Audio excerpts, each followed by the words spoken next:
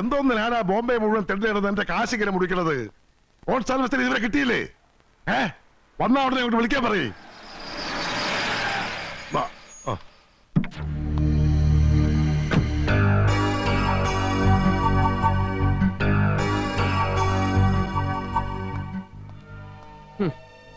എന്താടോ മെഴുങ്കസിയാന്ന് പറഞ്ഞ് നോക്കി നിൽക്കുന്നേ?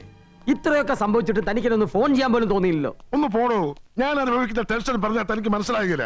തന്നെ കൊല്ലാൻ പോകുന്നവരെ പിടിക്കാൻ ഞാൻ ഇനി നേരിട്ടിറങ്ങാൻ പോവുക. ഇതിനൊരു അവസാനം കാണണമല്ലോ. അത് തന്നെ, അന്ത്യം കാണണമല്ലോ. ഞാൻ റെഡി. ആരാ ഇത്? ഗേളി. ഗോളിയോ? ഗോളിയല്ല, ഗേളി. First cousin. ഞാൻ പറഞ്ഞിട്ടില്ലയോ, ബാംഗ്ലൂരിലുള്ള അവറാച്ച വെല്ലുപ്പന്റെ മോൾ ഗേളി. ഞാൻ എപ്പോഴും പറയാറില്ലയോ, എന്റെ പാർട്ണർ ഈ പച്ചൻ. ഇതാണ് ആള്. Hello hello. നമ്പർ ഈ പച്ചൻ മുതലാളി. ഞങ്ങൾ ഇവിടെയും വന്നോ? നീക്ക് എന്താടാ വിചാരിച്ചേ? ത്രേസ്യാമ്മ ചേച്ചി വിളിച്ചു പറഞ്ഞ എന്റെ മനസ്സ് മാറുന്നോ? അറിയ പോടാ. പോകാം, പക്ഷേ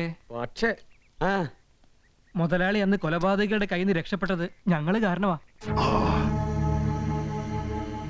തെണ്ടാവുന്നിടത്തുനിന്നൊക്കെ തെണ്ടിയാ ഞങ്ങൾ ആ സ്ഥാപനം തുടങ്ങിയതിന്റെ 16-ന് അങ്ങ് കൊടുങ്കാറ്റ് പോലെ വന്ന് ഇടിച്ച് എല്ലാം തകർത്ത് തരിപ്പണമാക്കിയേ. കറക്റ്റ് 16-നാ? ഞാൻ വിചാരിച്ച് 28-നാണെന്ന്. അങ്ങ് വലിയവനാണ്, വിശാല ഹൃദയനാണ്, മനസ്സിലുള്ളവനാണ്, ആരെയും സഹായിക്കുന്ന കേട്ടിട്ടുണ്ട്. പക്ഷെ ഞങ്ങളുടെ കാര്യം വന്നപ്പോ മാത്രം. പോവാ മുതലാളി, ഞങ്ങൾ പോവാ. ഒന്നോർത്തോ, മുതലാളിയെ കൊല്ലാൻ അവന്മാർ ഇനിയും വരും, ഷുവർ. അപ്പം മുതലാളി എവിടെ ആണെങ്കിലും ശരി, ഞങ്ങൾ അവിടെ വന്ന് ഞങ്ങളെ നെഞ്ച് കാണിച്ചു കൊടുത്തോണ്ട് പറയും, ഞങ്ങളെ കൊന്നോ, ഈ നല്ല മനുഷ്യനെ വെറുതെ വിടൂന്ന്. ബൈ.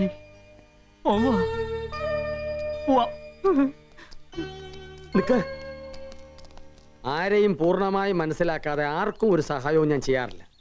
എന്റെ ത്രേസ്യാമ്മ ചേച്ചി പറഞ്ഞപ്പോഴും എനിക്ക് നിങ്ങളെ കുറിച്ച് അത്ര വിശ്വാസം വന്നില്ല. പക്ഷെ ഇപ്പോ എനിക്ക് ബോധ്യമായി നിങ്ങൾ നല്ല കുട്ടികളാണെന്ന്. Thank you. നിങ്ങളെ രണ്ടുപേരെയും ഞാൻ അപ്പോയിന്റ് ചെയ്തിരിക്കുന്നു. അപ്പൊ ഞാനോ?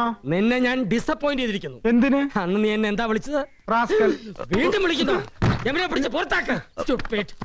അന്നത്തെ ആവേശത്തിന് ആളറിയാതെ ഞാൻ റാസ്കലിനെ വിളിച്ചതാ. സത്യത്തിൽ ഞാൻ ഭയങ്കര നീ ഒന്നും പറയാൻ നിൽക്കണ്ട, പുള്ളിക്കാരൻ ഭയങ്കര ചൂടല. ഇനി ഇവിടെ വന്നാൽ കൂടുതൽ പ്രശ്നം. അവനെ വിളിച്ചാടോ? അതെ, ഈ പച്ച കമ്പനിയിൽ ആരെങ്കിലും അപ്പോയിന്റ് ചെയ്യുമ്പോ പാർട്ട്ണറായി എന്നെയും കൂടെ കൺസൾട്ട് ചെയ്യുക എന്നുള്ളതല്ലേ അതിന്റെ ഒരു ഇത്. ഈയിടെയായിട്ട് അതിന്റെ ഒരു ഇത് എനിക്ക് അല്പം കുറവാ.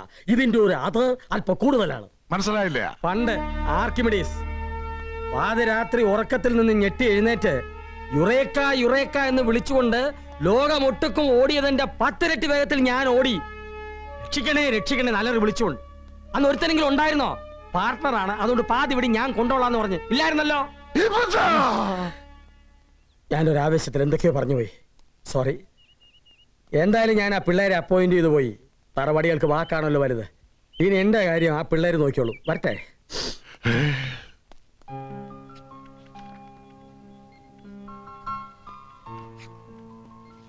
ദൈവത്തെ മനസ്സിൽ വിചാരിച്ച് ഐശ്വര്യമായിട്ട് അങ്ങ് തുടങ്ങിക്കോ. അതെ, ദൈവത്തെ മനസ്സിൽ വിചാരിച്ച് ഐശ്വര്യമായിട്ട് അങ്ങ് തുടങ്ങാം.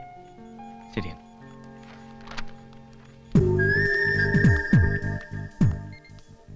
ദൈവത്തെ മാത്രം വിചാരിച്ചാ പോരാ, സെൽഫ് കൺട്രോൾ പോകാതെ നോക്കണം. സെൽഫ് കൺട്രോളോ? ഇത് നോക്കിയേ, ഇവിടെ മൊത്തം ഒരു വിമൻസ് കോളേജ് എഫക്റ്റ് അല്ലേ? ഓ, നിന്റെ ഒരു കാര്യം. എടാ, നമ്മൾ ഇവിടെ എന്തെങ്കിലുമൊക്കെ കാട്ടുകൂട്ടിയാലേ ഈ പച്ച മുതലാളിക്ക് നമ്മളോടൊരു സിമ്പതി വരൂ. എന്ന് വെച്ചാ നമ്മൾ മിടുക്കന്മാരാണെന്ന് തെളിയിച്ച് എങ്ങനെയെങ്കിലും ഈ ഓഫീസിന്റെ മെയിൻ പാർട്ടീസായി മാറണം. അപ്പൊ മുതലാളി നമ്മളോട് കൂടുതൽ എടുക്കും. മുതലാളി, മുതലാളി,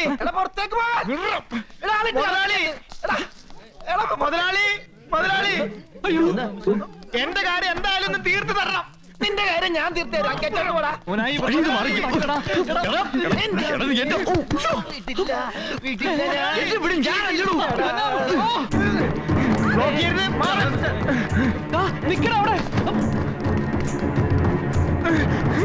മുതലാളി അവിടെ.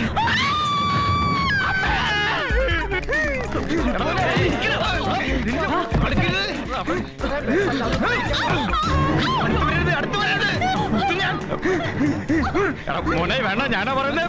എനിക്ക്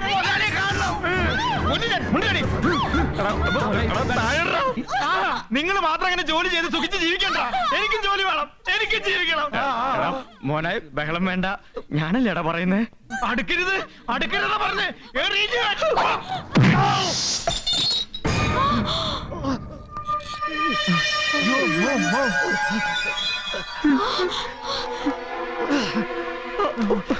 മുതലാളി മുതലാളി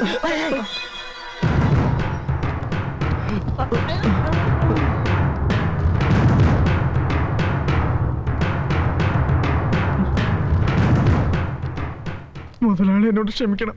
ഞാൻ മനഃപൂർവ്വമല്ല, ഞാൻ അവനെ എറിഞ്ഞതാ. എറിഞ്ഞു പൊട്ടിക്കാൻ എന്റെ കമ്പനി പ്രോപ്പർട്ടിയെ നിനക്ക് കിട്ടിയുള്ളോ?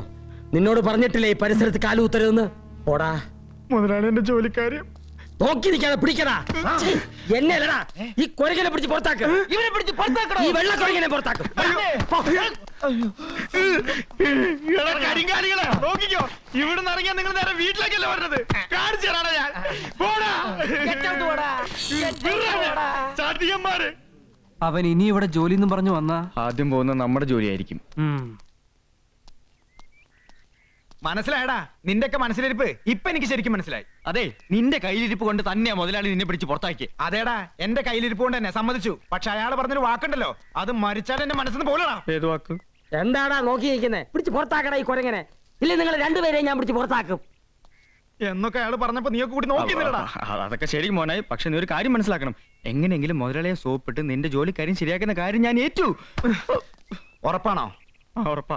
എന്നാൽ എത്രയും പെട്ടെന്ന് ജോലി ശരിയായിക്കൊള്ളണം. ഇല്ലെങ്കിണ്ടല്ലോ അവിടെ കയറുന്ന മൊത്തം കുളം എന്തിനാ? അങ്ങനെ നിങ്ങൾ മാത്രം ജോലി ചെയ്ത് സുഖിച്ചാ പോരല്ലോ. ഒന്നില്ലെങ്കിൽ നമ്മൾ 3 പേര് അകത്ത്, അതല്ലെങ്കിൽ 3 പേരും പുറത്ത്.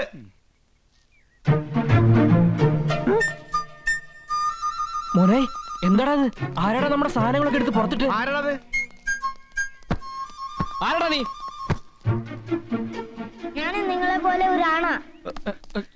എടാ ദാസ്, ആരാടാ ഇവൻ? വാലിത്തിരി കൂടുതലാണല്ലോ. പാലത്തിരി കൂടുതലാണെന്ന് കുട്ടപ്പള്ളിയും പറഞ്ഞു. ഞങ്ങളുടെ വീട്ടിൽ കണ്ടുവരുന്ന സാധനം എന്തിനാ അതെടുത്ത് പുറത്തിട്ട്. ഞങ്ങളുടെ വീട്. ആ ഞങ്ങളുടെ വീട്. ഇവനൊരു എല്ല് കൂടുതലാണല്ലോ. ആരാടാ നീ? എടുത്തകത്തിറതൊക്കെ പോടാ.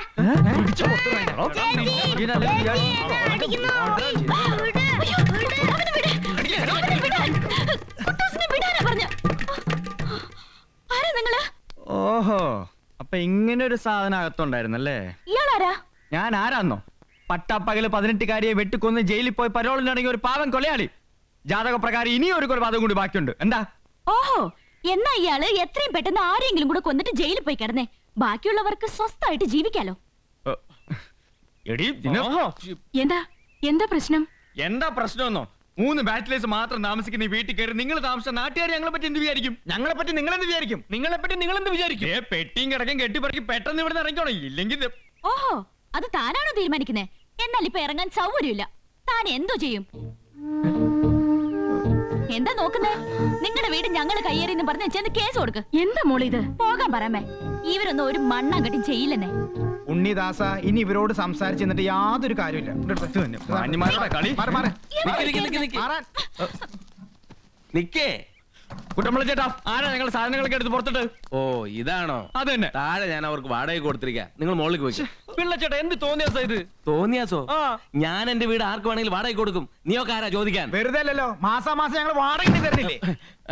പിന്നെ വാടകയുടെ പ്രശ്നമാണെങ്കിൽ വിഷമിക്കാനൊന്നും. എന്താ വാടക വേണ്ടേ? വാടക വേണം, പക്ഷെ അതിന് നേർപ്പകുതി വാടക മേലിലുള്ളൂ. നിങ്ങൾ മുകളിലേക്ക് പോയിക്കോ. പിള്ളച്ചേട്ടാ, ഒന്നും പറയണ്ട, നിങ്ങൾ ചെല്ലേ. ഓഹോ, അപ്പൊ എല്ലാരും കൂടെ ഉള്ള ഒത്തുകളിയായിരുന്നു അല്ലേ? എടാ ദാസ മോനെ, വാടാ, നമുക്ക് അവരെ പിടിച്ച് പുറത്താക്കാം. പിള്ളച്ചേട്ടൻ എന്തെങ്കിലും ചെയ്യും ഞങ്ങൾ കാണട്ടെ. മോനെ ഉണ്ണി നിക്കേ. കയ്യൊന്നൂറും. എന്നോട് ഇവരോട് ചൂടായിട്ടൊരു കാര്യമില്ല. എന്നെ ഇവരെ കൊണ്ടുവന്നത് അച്ഛനാ. അച്ഛനോ? ഏത് അച്ഛൻ? ബുള്ളറ്റ് അച്ഛൻ. എന്താ അച്ഛൻ എങ്ങനെ ഒരു അച്ഛനായ അച്ഛാ? അതൊരു വലിയ കഥയാണ് മക്കളെ. എന്റെ ഫാദറിന്റെ ഫാദർ ഒരു ഫാദറായിരുന്നു. ഞങ്ങളുടെയൊക്കെ ഫാദറിന്റെ ഫാദർ ഒരു മദറായിരുന്നു അച്ഛോ. ഇളക്കാണ് മക്കളെ. എന്നാ കേട്ടോ, എന്റെ ഫാദറിന്റെ ബ്രദർ ഒരു ഫാദറായിരുന്നു. ഇളയ ബ്രദർ ബ്രദറാ, ഇളയ സിസ്റ്റർ സിസ്റ്ററാ. അങ്ങനെ ഞങ്ങളുടെ കുടുംബം ഒരു ഹോളി ഫാമിലി. അതൊക്കെ ശരിയാ. അന്ന് വണ്ടി ഇടിച്ചപ്പോ അച്ഛൻ ഞങ്ങൾക്ക് ഇട്ടൊന്ന് പണിതു. ഇപ്പൊ വീടിന്റെ പ്രശ്നം വന്നപ്പോ മറ്റൊരു പണിയും. അച്ഛൻ എന്തിനാണ് അച്ഛോ ഞങ്ങൾക്ക് ഇങ്ങനെ നിരന്തരമായി പണിയുന്നേ? ആ പെണ്ണ് അച്ഛന്റെ ആരാ? ഏത് പെണ്ണ്? ഞങ്ങളെ കുടിയൊഴിപ്പിച്ചിട്ട് അച്ഛൻ കൊണ്ടുവന്ന് കുടിയിരുത്തിരിക്കുന്ന ആ പെണ്ണ്. ഓ, അതാണോ പ്രശ്നം? ആ അത് തന്നെ. ഞാൻ പണ്ട് എലവഞ്ചേരി ഇടവകയില് വികാരിയായിരുന്നപ്പോ പള്ളിമുറ്റത്ത് തുള്ളിച്ചാടി നടന്നിരുന്നൊരു പാവം പെങ്കൊച്ച്. മാമോദിസ വെള്ളം തലേ വീണിട്ടില്ലെങ്കിലും അത് വീണ്ടും തലതെറിച്ചു പോയ നിന്നെ പോലെ കുരുത്തങ്കട്ടവളല്ല അവള്. തുള്ളിച്ചാണ് നടന്നൊക്കെ ശരിയായിരിക്കും, പക്ഷെ അച്ചോ ഞങ്ങളോട് ചതി വേണ്ടായിരുന്നു. നിങ്ങൾക്ക് എന്നോടുള്ള സ്പർദ്ധയെല്ലാം തീരും നിങ്ങളുടെയൊക്കെ തലയിൽ വെളിച്ചം വീണാൽ. ഹ, ഇത്ര ആലോചിക്കാനൊന്നുമില്ല മാമ്പുള്ളി, എത്ര വേണമെന്നങ്ങ് പറഞ്ഞാ മതി. അതല്ല ഈ പച്ച പ്രശ്നം. ബീച്ച് ഹൗസ് വേണമെന്നും പറഞ്ഞ് ആദ്യം വന്നത് നമ്മുടെ തമ്പിയ. വില കേട്ടപ്പോ ഞാനങ്ങ് വാക്ക് കൊടുക്കുകയും ചെയ്തു. ഇത്രേ ഉള്ളൂ. താൻ എന്നെ വിഷമിപ്പിച്ച് കളഞ്ഞല്ലോ. തമ്പിയുടെ പേര് വാങ്ങിച്ചാലും എന്റെ പേര് വാങ്ങിച്ചാലും ഒന്ന് തന്നെയല്ലേ? അതിന് തമ്പിയുടെ പേരിലല്ലല്ലോ വാങ്ങുന്നേ. പിന്നെ അയാൾ കെട്ടാൻ പോണ പെണ്ണില്ലേ? കെട്ടാൻ പോണ പെണ്ണോ? ആ, എന്താ അവളുടെ പേര്? ഗേളി. അവളുടെ പേരില വാങ്ങുന്നേ. എടോ, അത് തമ്പിയുടെ ചേട്ടന്റെ മോളല്ലേ? ഛേ, താനിതൊന്നും അറിയരുന്ന് തമ്പി എന്നോട് പ്രത്യേകം പറഞ്ഞിരുന്നതാ. ഓ, അതൊന്നും സാരമില്ല. തമ്പി എത്ര വില പറഞ്ഞേ? അല്ല, അത് എന്നാ അതിൽ കൂടുതൽ ഞാൻ പറഞ്ഞിരിക്കുന്നു. അതെത്രയാണെന്ന് മാമ്പുള്ളി തീരുമാനിച്ചാ മതി. ഇനി വാക്ക് മാറില്ലല്ലോ. കൂടുതൽ പണം എവിടെയുണ്ടോ അവിടെ നിൽക്കും ഈ മാമ്പുള്ളിയുടെ വാക്ക്. അത് മതി, അത് മതി.